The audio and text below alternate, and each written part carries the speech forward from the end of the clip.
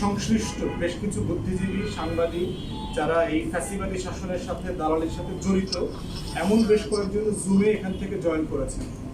এই মিটিংয়ে বাংলাদেশে ভারতের যে বিদেশ নীতি যে ফেল করেছে, ডিজাস্টার হয়েছে হাসিনার পতনের মধ্য দিয়ে, সেটাকে তারা বুঝবার চেষ্টা করছে এবং এই সিচুয়েশন থেকে ভারত কিভাবে ফিরে আসবে, বাংলাদেশে যেভাবে ভারত বিদ্বেষ প্রচণ্ড বেড়ে গেছে সেটাকে তারা কিভাবে অ্যাড্রেস করবে। আর তার থেকে গুরুত্বপূর্ণ বিষয় হচ্ছে আওয়ামী লীগ যে বিদ্বেষ এবং আওয়ামী লীগের যারা দোসর আছে, জাতীয় পার্টি 14 দল, এই দালালদেরকে বাংলাদেশের রাজনীতিতে আবার কিভাবে পুনর্বাসন করা যাবে সেই বিষয় নিয়ে তারা আলোচনা করেছে। এখন প্রশ্ন হচ্ছে দিল্লির জায়গা থেকে যার যার রাষ্ট্র তার স্বার্থ দেখবে। আপনারা জানেন যে দিল্লির দুইটা মেজর ফরেন পলিসি টুলস আছে, ইনস্ট্রুমেন্ট, যেগুলো দিয়ে তারা কাজ করে তাদের প্রতিবেশীদের মধ্যে। তার ভিতরে একটা হচ্ছে জিরো প্রবলেম পলিসি এবং নেইবারহুড ফার্স্ট পলিসি। এটার মানে হচ্ছে যে আমার প্রতিবেশীর সাথে আমার কোনো সমস্যা থাকবে না, আমি এমন একটা বিদেশ নীতি ফলো করব। কিন্তু আমরা দেখতে পেয়েছি গত ৭৭ বছরের ভারতের স্বাধীনতার ইতিহাসে যে ভারতের সাথে কোনো নেইবারের সাথেই সম্পর্ক ভালো না। সেটা আফগানিস্তান বলেন, পাকিস্তান বলেন, চায়না বলেন, নেপাল, ভুটান, শ্রীলঙ্কা, মালদ্বীপ, বাংলাদেশ। তার ৭৭ বছরের ফরেন পলিসি ডিজাস্টারের সর্বশেষ উইকেটের পতন হয়েছে গত আগস্ট মাসের 5 তারিখে। তো সেই জায়গাতে তারা এটা রিভিউ করতে পারেন, রিভাইজ করতে পারেন। সবচেয়ে আশঙ্কাজনক হচ্ছে যে যেই ফ্যাসিবাদী রাজনৈতিক দল এবং সরকারকে দেশের মানুষ গণ অভ্যুত্থান করে হাজারে হাজারে মানুষ জীবন দিয়ে পালাতে এবং পতন করতে বাধ্য করেছে, তাদেরকে পুনর্বাসন করবার যে চক্রান্ত তারা শুরু করেছেন, এইটা খুবই আশঙ্কাজনক আমাদের জন্য। তাই যারা এই গণ অভ্যুত্থানে, এই বিপ্লবে অংশগ্রহণ করেছেন, আমাদের নতুন করে যেটা বারবার এই কথা বলছি যে বাংলাদেশের জাতীয় বন্ধু কারা, রাষ্ট্র হিসাবে কারা শত্রু মিত্র, এই আলোচনাটা আমাদের মধ্যে বারবার জারি রাখতে হবে। যে দিল্লি বাংলাদেশ রাষ্ট্রের সবচেয়ে প্রধানতম শত্রু আমাদের স্বাধীনতা, আমাদের সার্বভৌমত্ব এবং আমাদের জাতীয় স্বার্থে। এবং এটাও মাথায় রাখতে হবে যে এটার সবচেয়ে বড় বড় এজেন্সি কারা হোল্ড করে দিল্লি।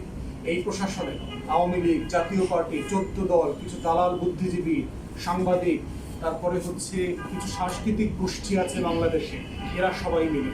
তাই দিল্লি তার চক্রান্ত অব্যাহত রেখেছে, যেটা অরাজকতাগুলো আমরা দেখছি প্রত্যেক জায়গাতে।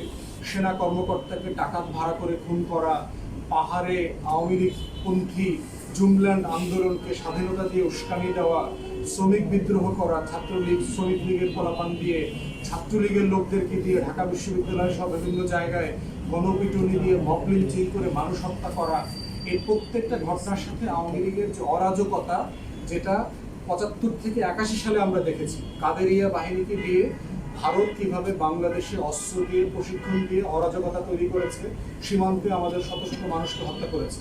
অতএব ভারত এই চক্রান্তগুলো কন্টিনিউ করবে এবং দুর্গাপূজা আসছে, এই জায়গাটাতে আমরা অন্তর্বর্তীকালীন সরকারকে বলছি বেশি করে সতর্ক হতে হবে। কারণ আমরা টাইমস অফ ইন্ডিয়ার একটা প্রতিবেদন দেখলাম যেখানে ডক্টর ইউনূসকে হিন্দুদের খুনি, হিন্দু গণহত্যার সাথে তাই ডক্টর ইউনূস সরকার, এই নামে শিরোনাম করে রিপোর্ট করা হয়েছে। আমরা ইউরোপ সহ আমেরিকাতে, নিউ ইয়র্কে দেখলাম বিভিন্ন বিলবোর্ড করা হয়েছে, ওখানকার হিন্দু সংগঠনগুলো করেছে, বিজেপি পন্থী এবং বাংলাদেশের এই যে হিন্দু বৌদ্ধ খ্রিস্টান ঐক্য পরিষদ পন্থী, তারা ওখানে লিখেছে যে বাংলাদেশে হিন্দু গণহত্যা হচ্ছে, হিন্দুদেরকে মেরে ফেলা হচ্ছে, মন্দির অ্যাটাক করা হচ্ছে, হিন্দুদের বাড়িঘর দোকানপাট জ্বালিয়ে দেওয়া হচ্ছে। এই মিথ্যাচারের একটা জাল এবং প্রোপাগান্ডা সারা দুনিয়াতে বিজেপি এবং হিন্দুত্ববাদী সংগঠনগুলো করে যাচ্ছে। দুর্গাপূজাকে কেন্দ্র করে আমরা ধারণা করছি দিল্লি, আরএসএস, বিজেপির হিন্দুত্ববাদী রাজনীতি এবং আওয়ামী লীগের যে অপশক্তি আছে, এরা সবাই মিলে বাংলাদেশে একটা অরাজক পরিস্থিতি সৃষ্টি করবার চক্রান্ত করছে।